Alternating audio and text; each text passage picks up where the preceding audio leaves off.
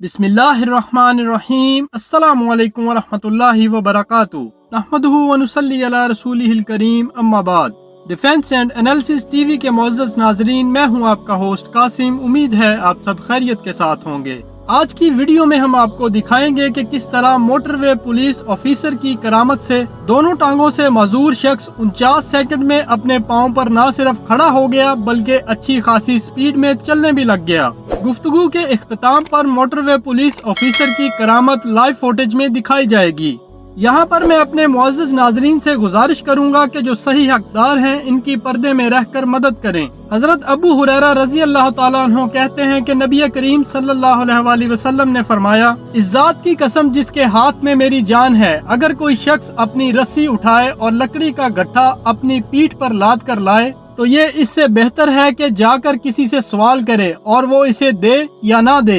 दूसरी हदीस में आता है कि अरफा के दिन एक शख्स लोगों से मांग रहा था। हजरत अली उल मुर्तजा रज़ी अल्लाह ताला अन्हु ने सुना तो इसे कहने लगे, आज के दिन और इस जगह तू अल्लाह के सिवा दूसरों से मांगता है। फिर इसे दुर्रे से पीटा। भीख मांगने की मुजम्मत में एक हदीस ये भी आती है कि हजरत अब्दुल्ला बिन उमर रज़ी अल्लाह ताला अन्हु कहते हैं कि आपने फरमाया, सवाली जो हमेशा लोगों से मांगता रहता है, क़यामत के दिन इस हाल में आएगा कि इसके मुंह पर गोश्त की एक बोटी भी ना होगी।